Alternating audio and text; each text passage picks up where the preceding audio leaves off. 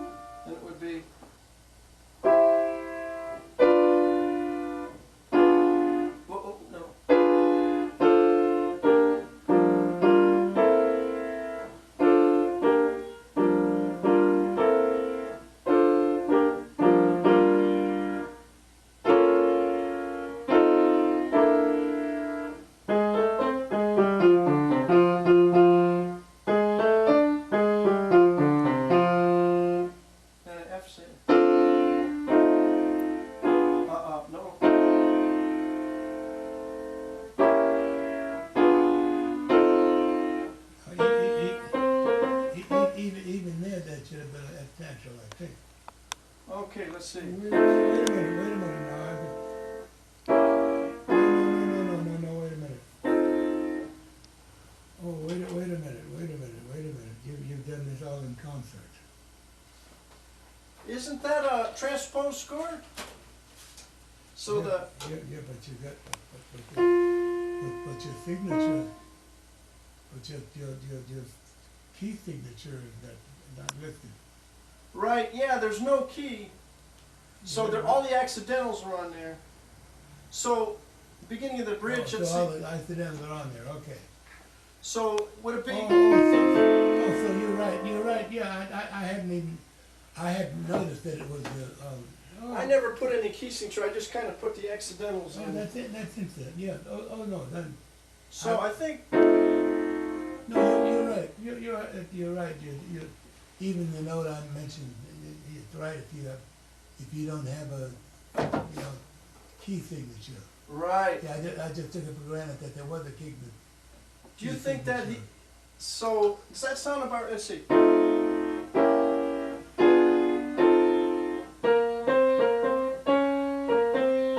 I was thinking maybe. Sure, you got an F natural there, but I was thinking that you had it. Right. I understand. I was thinking you had it in F concert. So you think that probably at that point you're playing F and Phil was E flat, yeah, and Hawk was E flat and whatever. yeah. So whatever. yeah. It's sounded about right.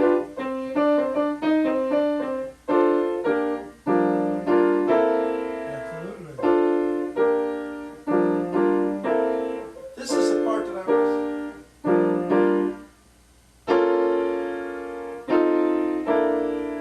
I like that. I guess that's. And then let's see, the shout, I was wondering about that too.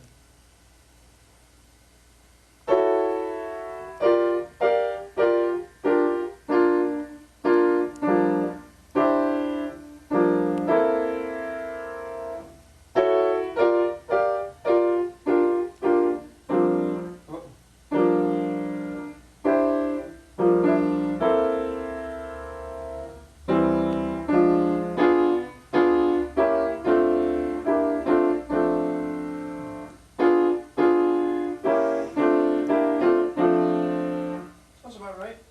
Yes.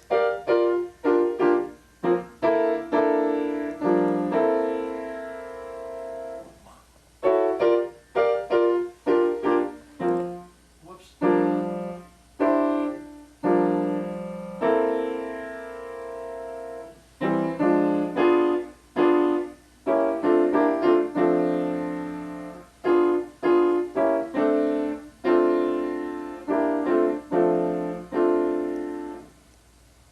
Seemed about right, huh, Benny? That sounds right to me. And then the end.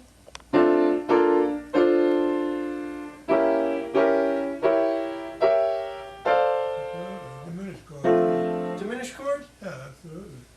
The one question I was also asking you was, at this point you could play.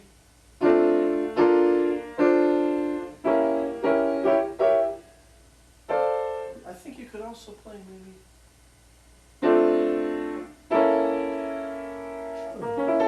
Instead of.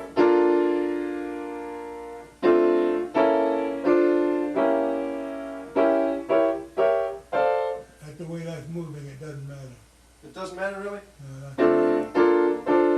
I kind of like that because it was a little more smooth. Yeah,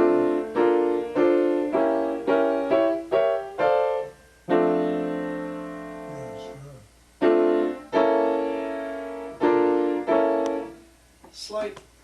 But see, I have to tell you, Benny, I couldn't make out the fourth voice, but I just guessed. Do you think that You made it, it sounds fine. it seems like it sounds okay, but you're never sure because, you know, one line, like I say, I can do one line really good. I have to show you these things. I've done so many one-line transcriptions. But when you get 4 lines or 5 lines and you wonder, like there's one place here where Coleman Hawkins switches. Beeba-dooba-dee, beeba-dooba-da, zeeba-dooba-da, dee-da. He switches to a slightly different line. It was not exactly what you would think.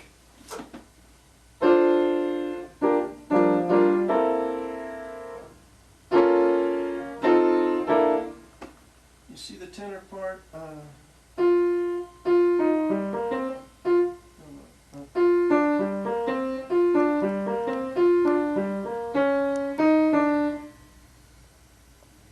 I think that's what he was playing, but it sure sounds about right, but.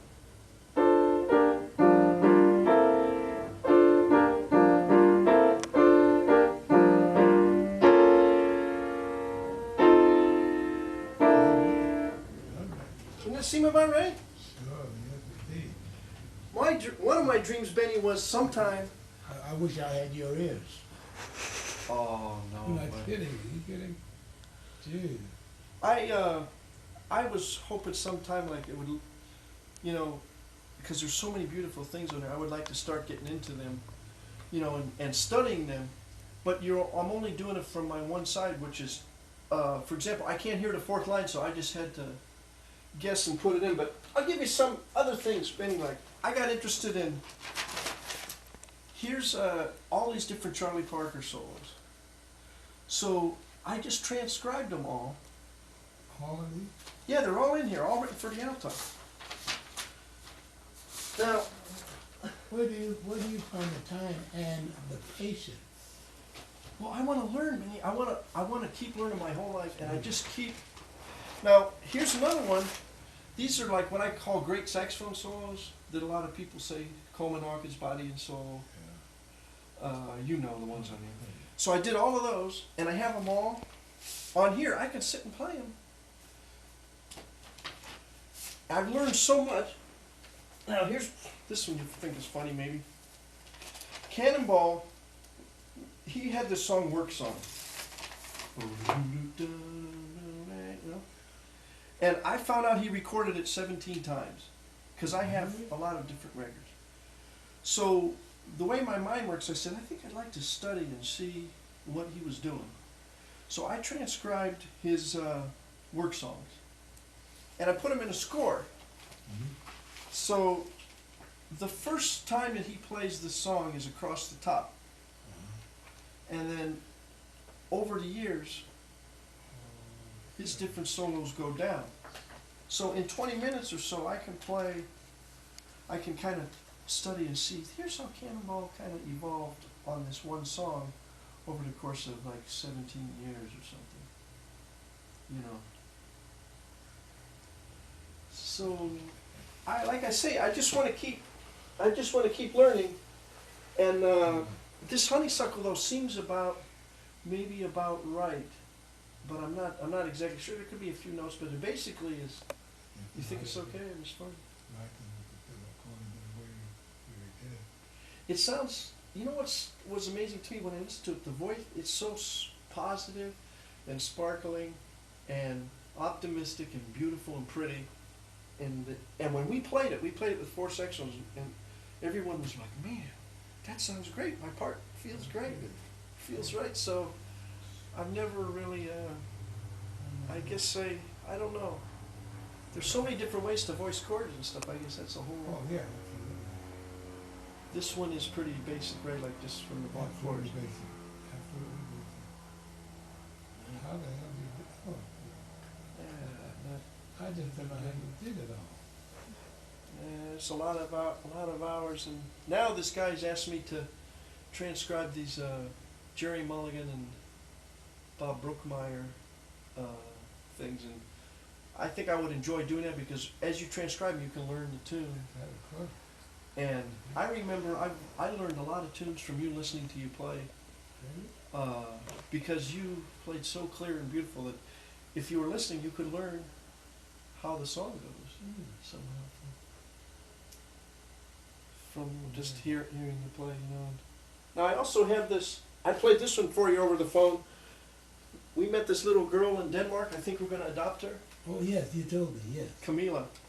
She's going to come next year. She's 12. So maybe if we come over here, I'd like to introduce you to Camila. But this song came so quickly. I was talking to her on the phone the day that I left, and the night before, her mother asked, she said, if something happens to me, would you and Jan want to take care of Camila? And we've been wanting children, but none have come to us. So we said, well, of course. Because I know enough. I've got a great life.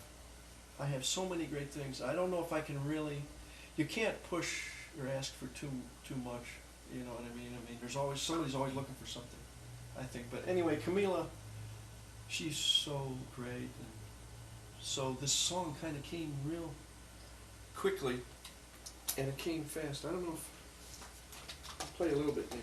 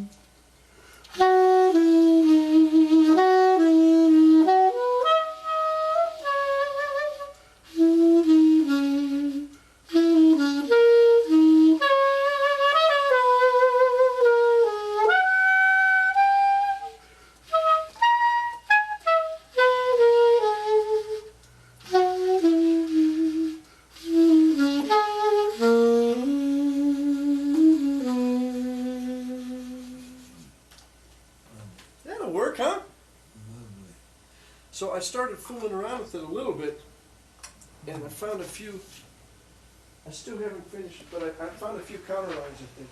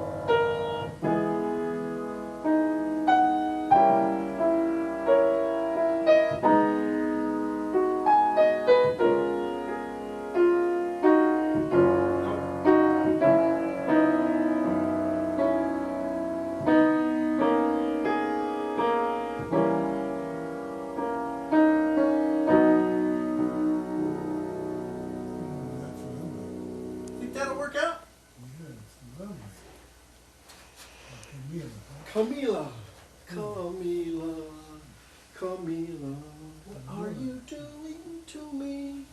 Camila, Camila, wee do wee. She's the cutest little girl. How old is she? She's 11. Jan taught her how to play the flute, and we bought her a flute, and we've been calling her once a week, and she's learning English. And I think her mother hopefully will be okay, but I think she just needed to know that maybe someone could be there. Where is she? She's in Denmark, in Odense, where Hans Christian Andersen is from. Can you go to his house? Yes, there's a little museum over there.